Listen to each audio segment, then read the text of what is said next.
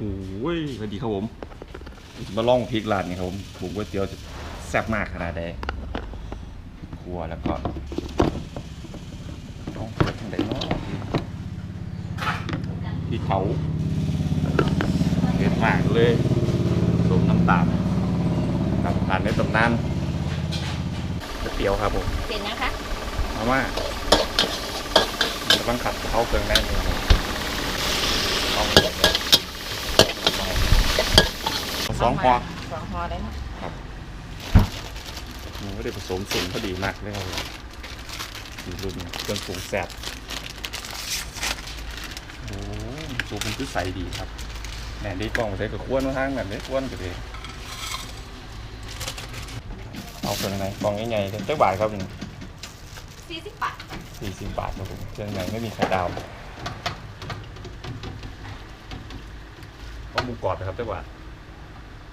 40เพื่อกันค่ะ 40เพื่อน 40ทุกอย่าง ตั้งหนามากินก๋วยเตี๋ยวมาซิมมาพริกครับวันนี้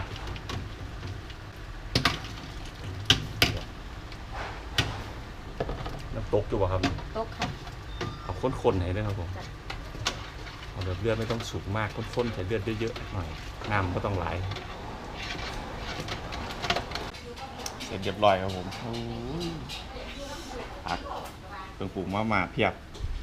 นะครับแล้วก็น้ำข้นๆที่ต้องการเลยครับผมหมูน้ำตก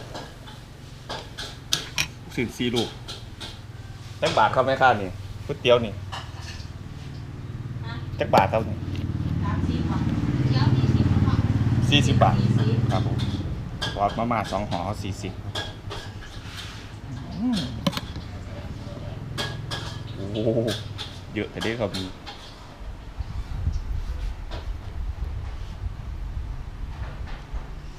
แรงมากถึงซ้อนพูน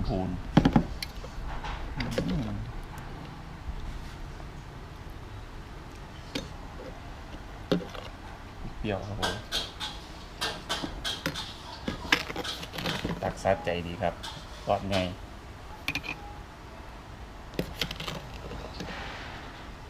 ซอสยังไงไปเลย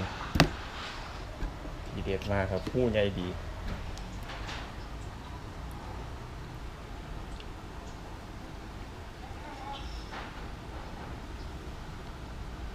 ที่ข้นนี่ปลาหอม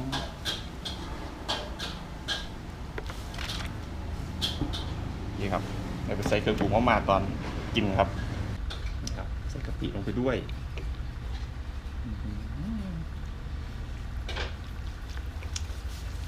มาครับผมหอมหมูคนจินแบบละเอียดดีร้องเผ็ดมากน้ำแดงตำเลยนะครับกากหมูคนที่แซ่บครับผมน้ำข้นๆครับกับโหระพาถั่วงอกสุดยอดเลยแหละกะปิจะไล่ก่อนครับผม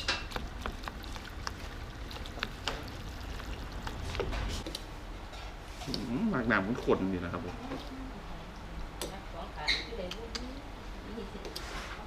กะปิยังบดละลายครับละลายก่อน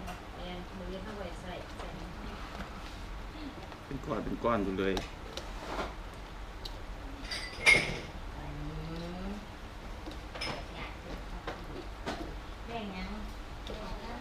แคบหมูไหม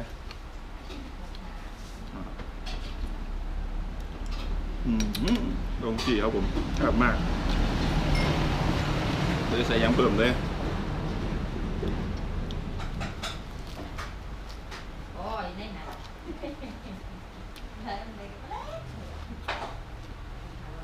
ขึ้นแบบพันเตอร์เครื่องปรุงมากๆว่า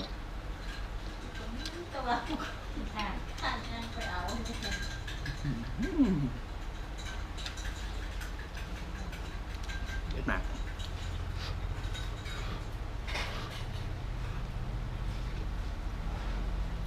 นี่หอมกะปิ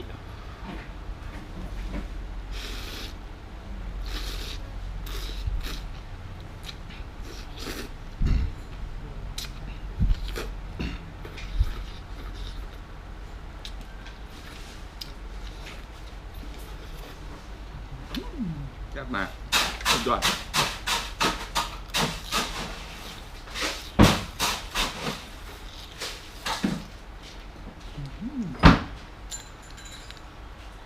ก็คือพวกเข้มข้นของเขาทั้งย่างเลย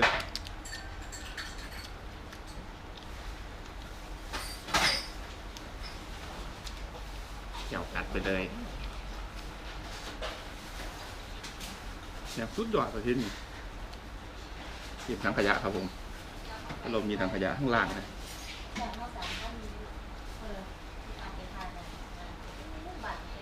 ที่ไปใกล้ที่ไหนไปน้ำ แซ่บมากเลย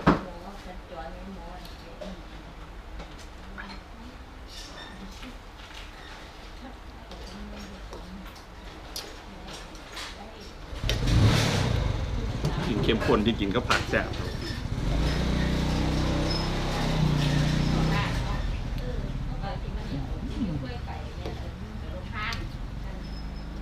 เส้นแบบนี้สินุ่มพอทำได้หน่อยครับหัวหน่อยนะถึงหมูถึงกาก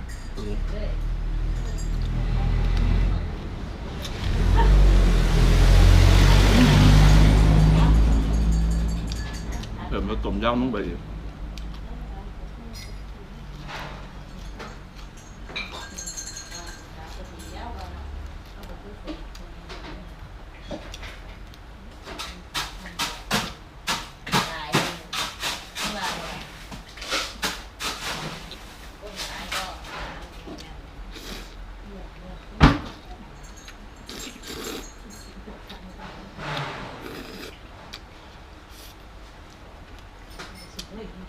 พูดสะใจ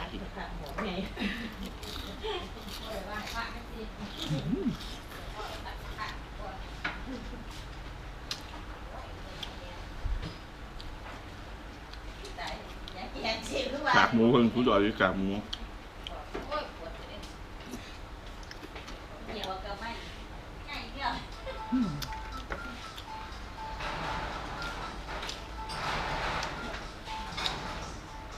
แซ่บมากครับผม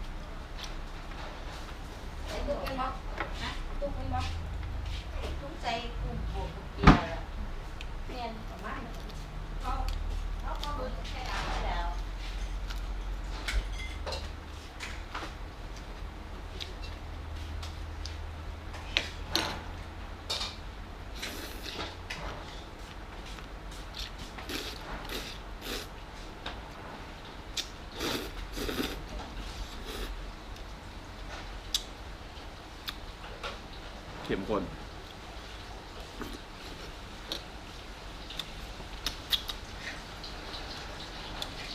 ถ้ามันเข้มข้นมีผักที่พี่หนาครับผมแซ่บมากครับ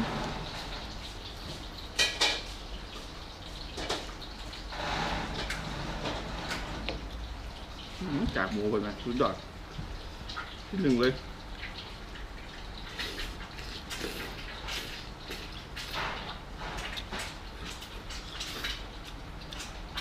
ใช่ไฮไลท์บ้างเลยเต็มแบบเบิดเลย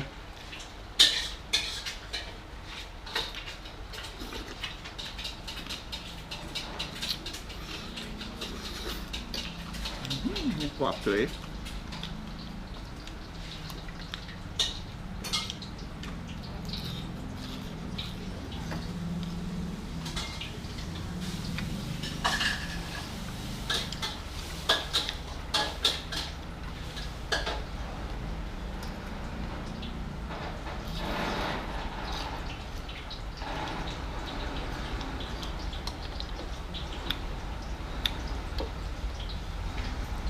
พริกบ่ต้องห่วงเลยทั้งพริกเผาพริกผง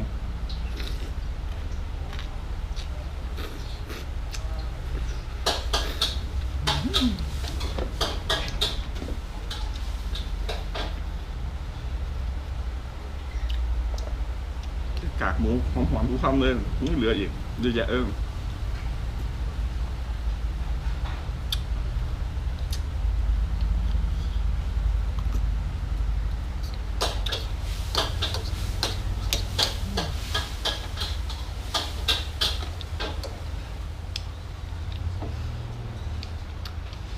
นี่กันพัดกับเขาถึงจ่ายไงเลยแหละ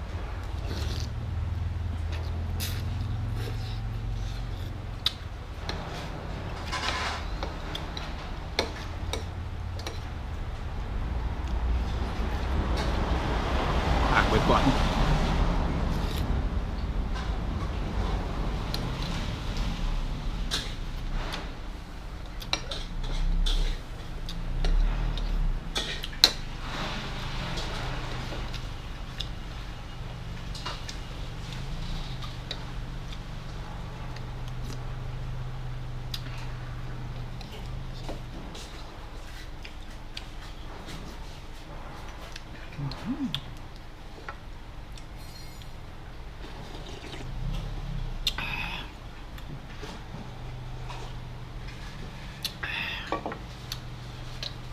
เหนียวเข้มข้นทุกหยด